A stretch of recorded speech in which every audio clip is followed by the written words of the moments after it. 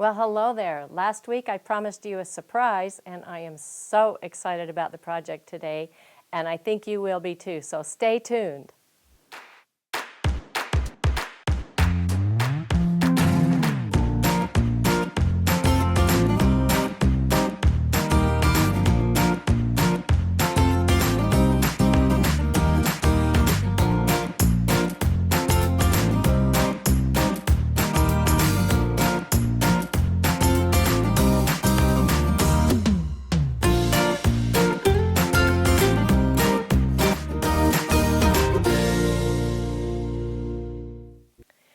Who doesn't love an Afghan? And I have some from grandma's, I have some from aunts, and I absolutely love them. Some of them I don't use because I'm afraid they're going to get worn out, because I've had some that did get worn out. The little holes get in them because the kids poke their fingers through them and the yarn starts getting frayed. So I had a friend, her name is Susan Hale, who brought me 4 Afghans from her grandmother, who would be her children's great-grandmother, and she wants to give these for Christmas presents. And her idea was to put a backing on them, and so we, of course, grabbed the minky, because we love it, and it turned out so nice. This one that I have finished, I haven't finished the edges yet, but you can see I did this one in diagonals. So cool. And then you can see the backing is the minky.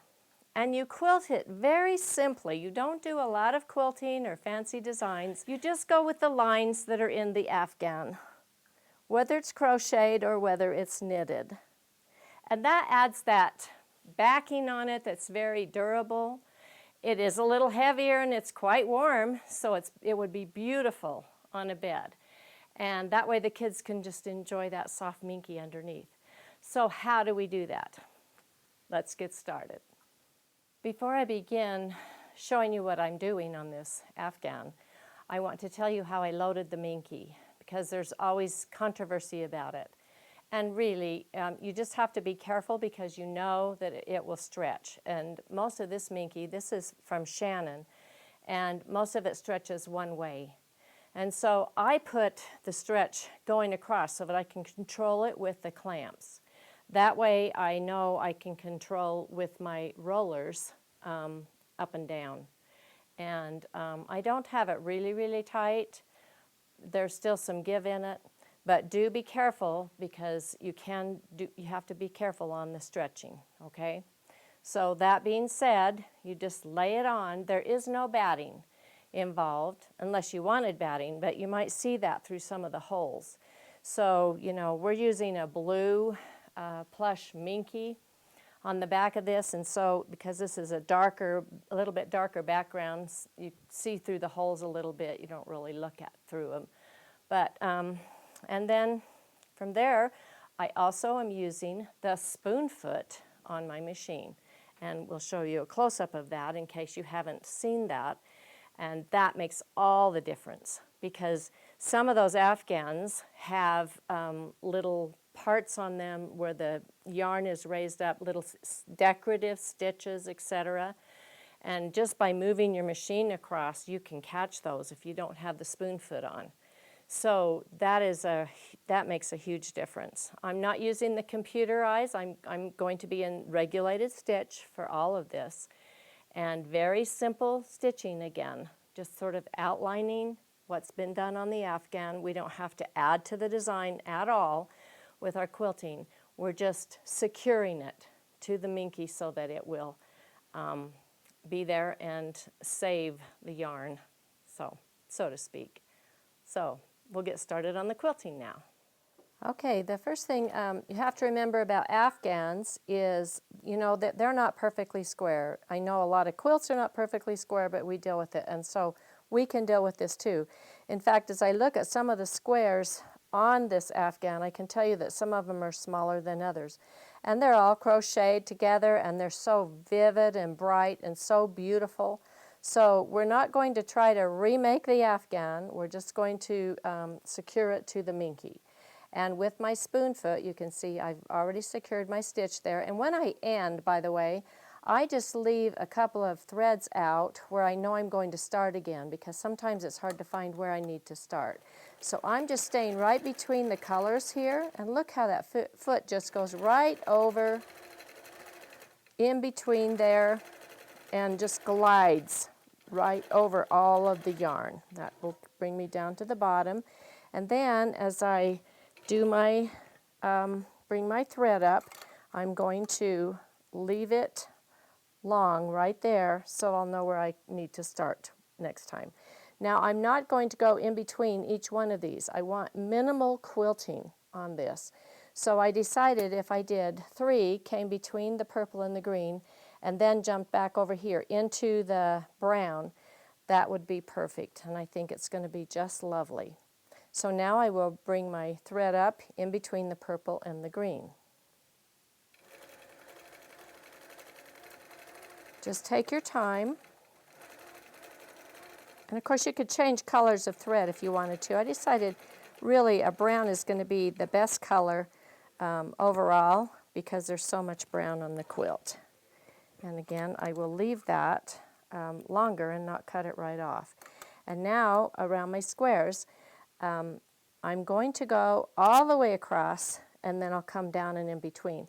And oftentimes I've found if I look at the end of my quilting machine, if I actually go down to the end of the quilting machine and sight down and make sure that everything's straight, I have a better idea of where I'm going.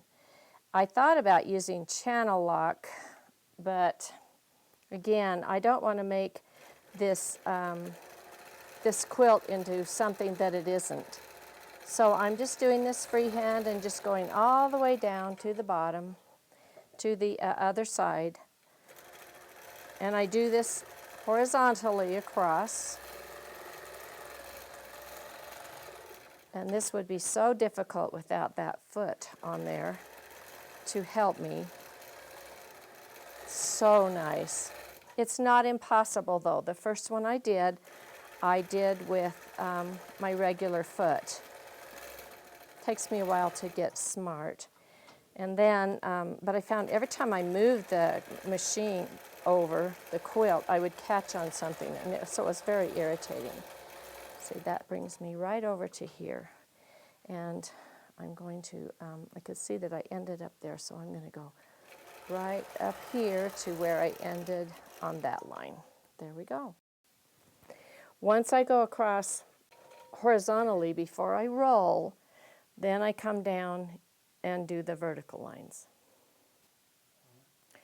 Okay, now I'm going to come down my vertical lines, and they are pretty straight.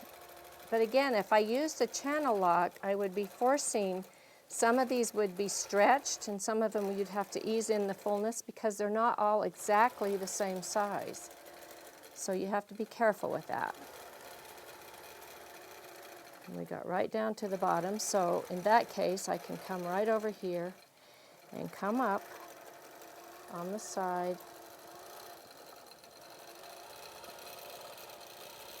right to there. I'm over on the edge of the Afghan now, and I do think it's really important that we keep these lines as straight as possible. And you may need to do some pinning to make sure that they are not going to be dog-eared or start floating over to the other side. You're in control of the Afghan.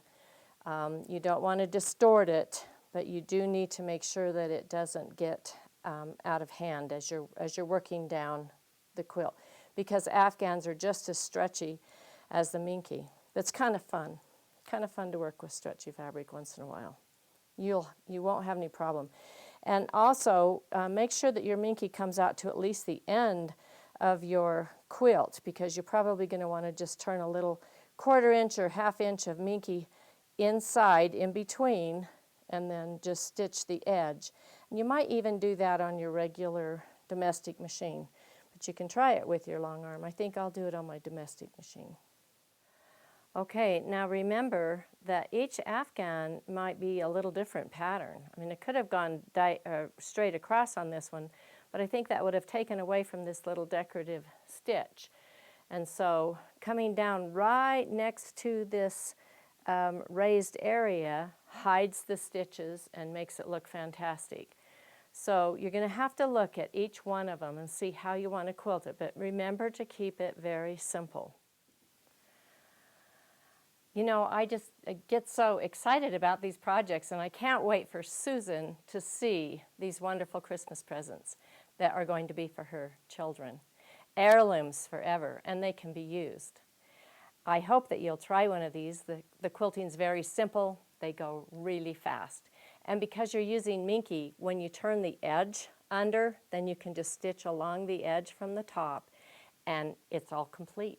So what could be better? Thank you so much for joining me today. Be sure to join me next time. Thank you.